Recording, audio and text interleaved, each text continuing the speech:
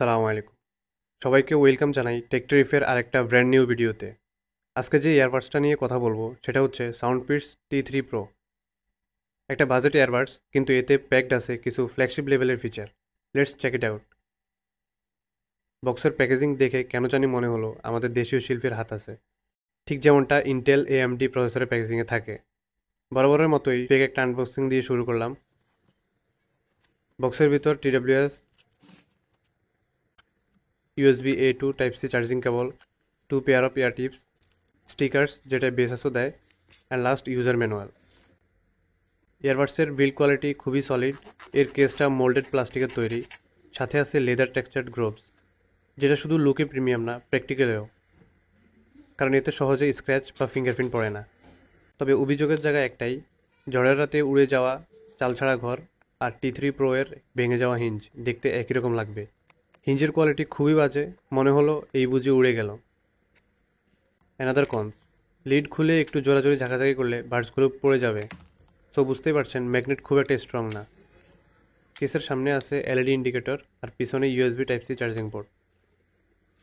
LED red colour দেখাবে যখন battery 10%-এর নিচে থাকবে, আর 10%-এর উপরে 50%-এর নিচে থাকলে ইয়েলো দেখাবে, আর 50% প্লাস থাকলে গ্রিন শো করবে।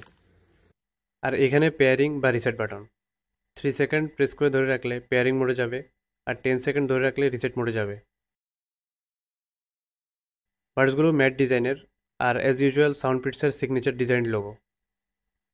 বার্ডসগুলো লাইট ওয়েট, তাই লং টাইম কানে রেখেও কোনো ব্যথা অনুভব করে নেই। রাবার টিপস ইয়ারবাডস আমার কানে ফিট হতে চায় না, বাট খেয়াল করলাম এটা খুব ভালোভাবেই ফিট হলো। ভালোভাবে ফিট হওয়ার জন্য কানের সাইজ অনুযায়ী রাবার টিপস চেঞ্জ করে নিতে হবে। IPX4 ওয়াটার রেজিস্ট্যান্ট থাকায় জিম, ওয়ার্কআউট বা হালকা বৃষ্টিতে ইউজ করতে পারেন। T3 Proতে দেওয়া হয়েছে ব্লুটুথ ভার্সন 5.4, যার কারণে খুবই দ্রুত কানেক্ট হয়ে যাচ্ছে। একটা জোস ফিচার এই টেবলেটসে দেওয়া হয়েছে, সেটা হলো মাল্টি পয়েন্ট কানেকশন। মানে আপনি চাইলে একসাথে দুইটি ডিভাইস কানেক্ট করতে পারবেন। ধরেন আপনি ল্যাপটপে কানেক্ট করেছেন, সাথে সাথে ফোনেও কানেক্ট করতে পারবেন।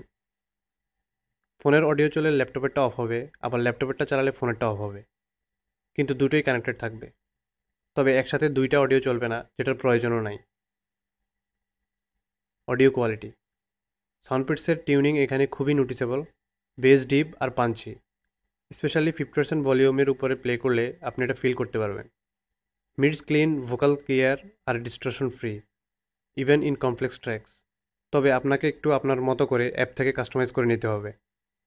আরেকটা জিনিস খেয়াল করলাম, মোটামুটি সব TWS-এই ফুল সাউন্ড করলে একটা বিপ সাউন্ড করে।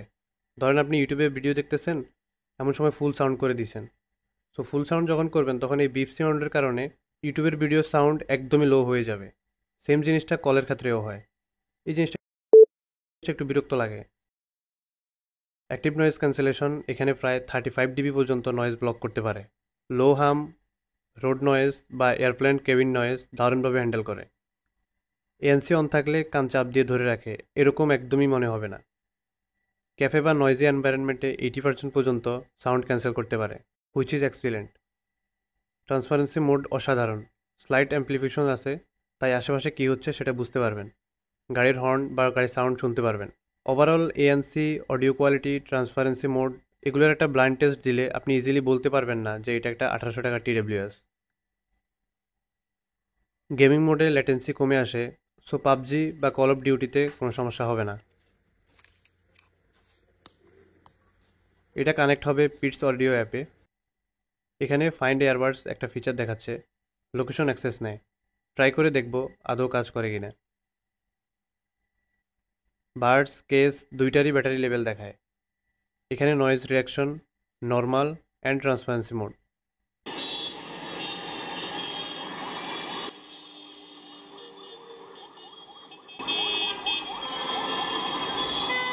বাডসের টাচ ডিজেবল করার ফাংশন থাকতেছে।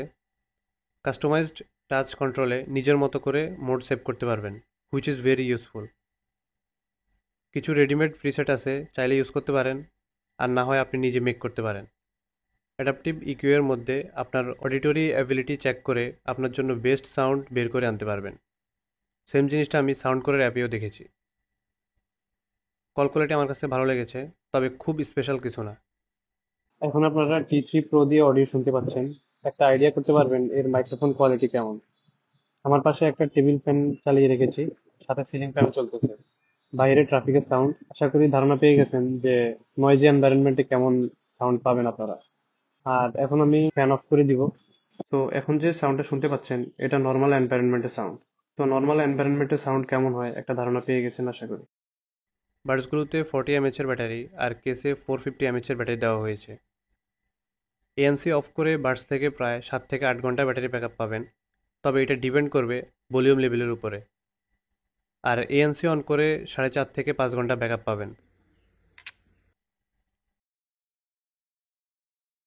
বাডসগুলো চার্জ হতে প্রায় 1 ঘন্টার মতো সময় নেয়, আর চার্জিং কেসটা চার্জ হতে সময় লাগে 2 ঘন্টা। কেস দিয়ে বাডসগুলো 3 থেকে 4 বার ফুল চার্জ করতে পারবেন। আর হ্যাঁ, ফাস্ট চার্জিংটা মিস করতেছি, এই বাজেটে চাইলে দিতে পারতো। এখন আসি 1800 টাকা প্রাইস ব্র্যাকেটে সাউন্ডপিটস T3 Pro নেওয়া উচিত হবে কিনা। আমি বলবো এর থেকে ভালো ডিল মার্কেটে নাই। এর একটাই প্রবলেম, হিঞ্জ কোয়ালিটি ভালো না, বাট একটু কেয়ারফুলি ইউজ করলে আই থিঙ্ক প্রবলেম হবে না। তাছাড়া এটা sound quality, ANC, battery backup, build quality অসাধারণ। তবে হ্যাঁ, বাজেট যদি 2000-এর বেশি হয়ে যায় তাহলে QCY ST15 নিতে পারেন, বাট এর নিচে হলে অবশ্যই সাউন্ডপিটস T3 Pro। আর যাদের রাবার টিপস সমস্যা তারা আমার এই ভিডিওটি দেখতে পারেন। বেসেসের এই প্রোডাক্টটি খুবই ভালো মানের। ভিডিওটি উপকারে আসলে লাইক করে সাবস্ক্রাইব করতে পারেন। দেখা হবে পরবর্তী ভিডিওতে। ততক্ষণে সবাই ভালো থাকবেন। আল্লাহ হাফেজ। আসসালামু আলাইকুম।